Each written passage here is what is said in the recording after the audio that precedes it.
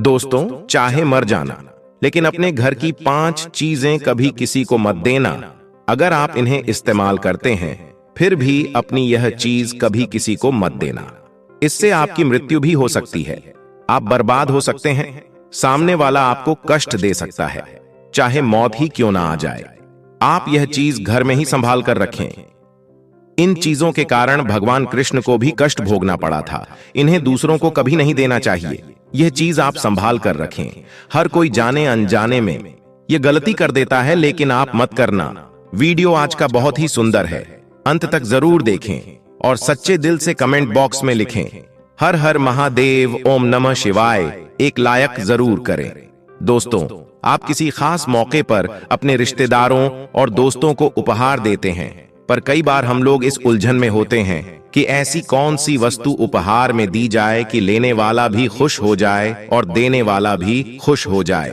इस चक्कर में पड़कर हम ऐसे उपहारों का चुनाव कर लेते हैं जो गिफ्ट लेने वाले की पसंद के साथ साथ उसके लिए उपयोगी भी हो। लेकिन यदि आप अपने चाहने वालों को वास्तु नियमों को ध्यान में रखकर उपहार देते हैं तो आपके अपनों के जीवन से कष्ट दूर हो ही जाएंगे, साथ ही उनके जीवन में खुशियों का आगमन भी होगा। दोस्तों, वास्तु ने अपने वैज्ञानिक आधार पर कुछ वस्तुओं को गिफ्ट देने के लिए काफी अच्छा माना है, लेकिन कुछ वस्तुएं ऐसी भी हैं जिन्हें गिफ्ट में कभी नहीं देना चाहिए। ये वस्तुएं सामने वाले के साथ साथ आपको भी नुकसान पहुंचा सकती है। यहां तक कि इन चीजों को देने से आपकी मृत्यु भी हो सकती है। आप बर्बाद हो जाएंगे, कंगाल हो जाएंगे। इनके पीछे ऊर्जा का विज्ञान और मनोविज्ञान दोनों शामिल हैं।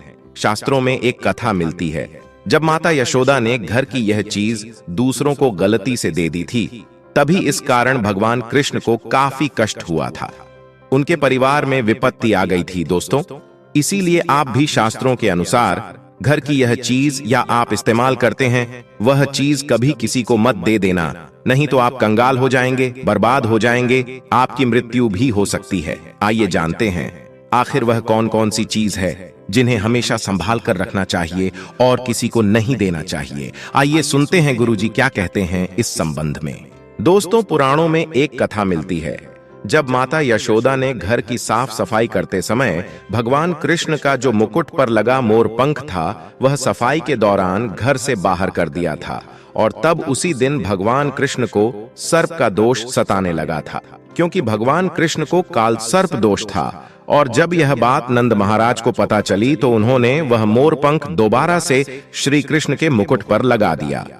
तब घर में सभी परिस्थितियां ठीक हो गई थीं, कई विपत्तियां टल गई थीं, क्योंकि उस समय भगवान कृष्ण एक मामूली मनुष्य के रूप में अवतरित थे। और मोर के भय से सांप दूर भागता है, काल सर्प दोष नहीं लगता। आपको बता दें, मोरपंख वास्तुशास्त्र के अनुसार मोरपंख भी यदि किसी को गिफ्ट में दिया जाए तो उसके घर से सभी प्रकार के वास्तु दोष दूर होते हैं और उस व्यक्ति को जीवन में सफलता के साथ सुख और शांति की प्राप्ति भी होती है। लेकिन यदि आपका वह मोरपंख आपके लिए प्रिय है, आपके लिए लकी साबित है, तो आप गलती से भी उसे मत देना। आप चाहे तो बाजार से लाकर मोरपंख दे सकते हैं, पर अपने घर का मोरपंख कभी किसी को नहीं देना चाहिए, नहीं तो आपके घर में घोर विपत्ति आ सकती है। आप कंगाल हो जाएंगे, बर्बाद हो जाएंगे। मोरपंख में भगवान कृष्ण का वास होता है, शक्ति का वास होता है, देवी देवताओं का वास होता है। इसीलिए मोरपंख अपने पूजा घर में आप रख सकते हैं, कमरे में रख सकते हैं, लॉकर रूम में रख सकते हैं। बहुत ही शुभ माना जाता है। दोस्तों, रुमाल और पेन वास्तु के अनुसार रुमाल और पेन भी किसी को गिफ्ट नहीं करना चाहिए। इससे लेने और देने वाले पर नकारात्मक प्रभाव पड़ता है। अगर आप अपने काम से जुड़ी कोई वस्तु उपहार में देते हैं तो आपको अपने व्यापार में नुकसान झेलना पड़ सकता है। जैसे मान लीजिए, यदि आप सरकारी नौकरी कर रहे हैं तो वह आपकी छूट सकती है। यदि आपका कोई गोदाम है, दुकान है, बहुत बड़ा व्यापार आदि चल रहा है तो वह आपका टूट सकता है, यानी मंदा हो सकता है, व्यापार को नजर लग सकती है। इसीलिए सोच विचार करके ही पेन और रूमाल देना चाहिए। पेन से हम तकदीर लिखते हैं और तकदीर बनाते हैं। रुमाल हमारे शरीर से जुड़ा होता है, इसीलिए सोच विचार जरूर करें। दोस्तों, भगवान की मूर्ति देना नुकसानदायक हो सकता है। भगवान की प्रतिमा, त्योहार हो या कोई शुभ अवसर, हम भगवान की प्रतिमा या पेंटिंग देना सही मानते हैं, जबकि यह गलत है।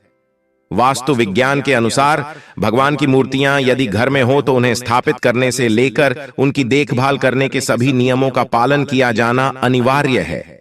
यदि कोई व्यक्ति ऐसा न करें तो इसका उस पर और उसके परिवार पर नकारात्मक प्रभाव होता है।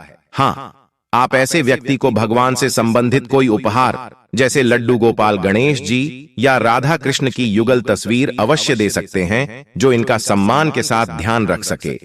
दोस्तों, यदि आपके घर में रखी कोई ऐसी मूर्ति है जिसकी प्राण प्रतिष्ठा की गई हो तो ऐसी मूर्ति कभी किसी को उपहार में गलती से भी नहीं देना चाहिए, क्योंकि उसमें साक्षात भगवान बसते हैं, अपना निवास स्थान बना लेते हैं। जिस मूर्ति की यदि एक बार प्राण प्रतिष्ठा हो जाए तो उसकी पूजा अगर आप नहीं कर पाते हैं तो आपको घोर पाप लगेगा।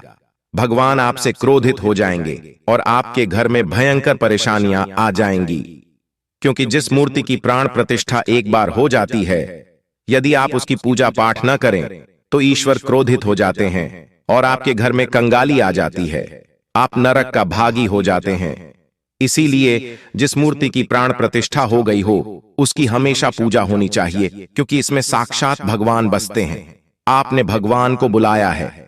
दोस्तों, कई सारी हमारी माताएं बहनें हमसे कमेंट करके पूछती हैं कि हमारे पति की मृत्यु हमसे पहले क्यों हो जाती है। आइए जानते हैं इस संबंध में। देखिए, घर की महिलाओं को वस्त्र, गहने या श्रृंगार का सामान देने से आपके जीवन में सुख सौभाग्य की वृद्धि होती है।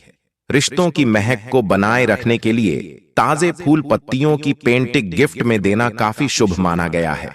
फेंग शुई के अनुसार पीएल पुनिया के फूल शुभ होते हैं।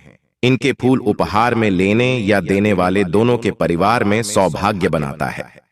दोस्तों, लेकिन बात यहां पर आती है कि शादीशुदा महिलाओं को क्या वह ऐसी चीज है जो कभी नहीं देना चाहिए, जिससे कि उनके पति की मृत्यु निकट भविष्य में जल्दी ना हो। देखिए, शादीशुदा महिलाओं को अपना इस्तेमाल किया हुआ सिंदूर, माथे की बिंदियां, पैरों की पायल, बालों की कगी या कोई भी 16 श्रृंगार तथा विशेष रूप से अपना मंगल सूत्र कभी किसी पराई स्त्री को या किसी भी व्यक्ति को नहीं देना चाहिए, क्योंकि इसमें साक्षात आपके प्राणनाथ पतिदेव की उम्र का राज होता है, मृत्यु का राज होता है। इन सभी वस्तुओं में ही उनके प्राण बसते हैं। इसीलिए चाहे कुछ भी हो जाए, इन्हें अपने से दूर तब तक मत करना जब तक आपके प्राण नहीं चले जाए।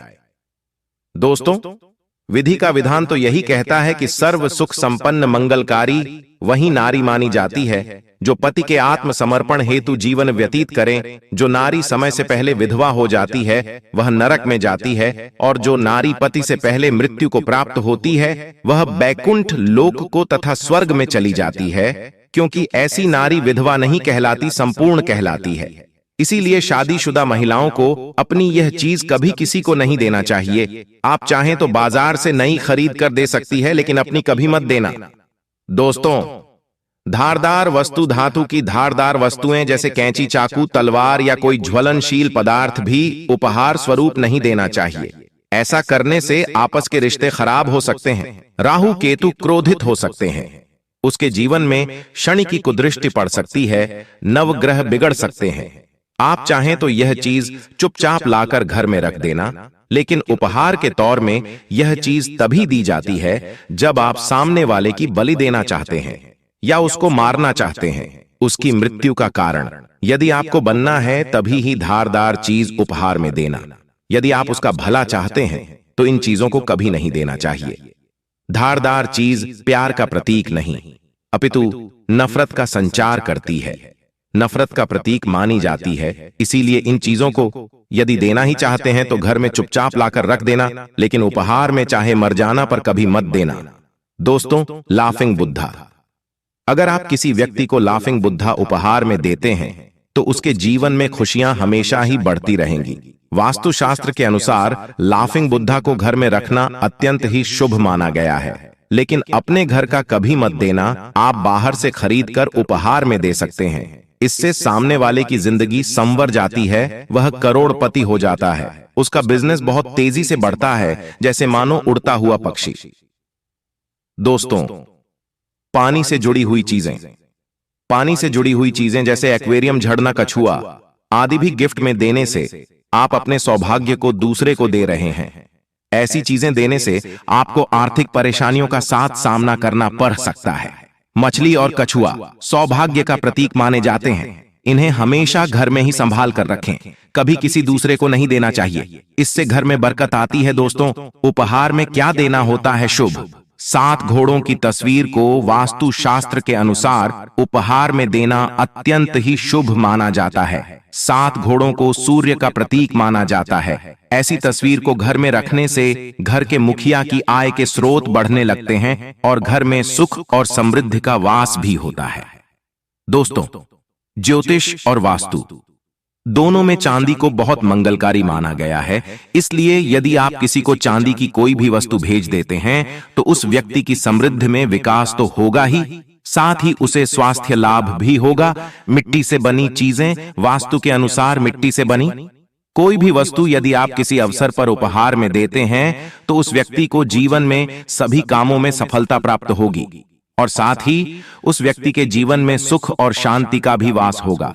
अगर आप माता को अपने घर पर बुलाना चाहते हैं तो कमेंट बॉक्स में लिखें, माता लक्ष्मी आपका स्वागत है हमारे घर में। एक लाइक जरूर करें। धन्यवाद।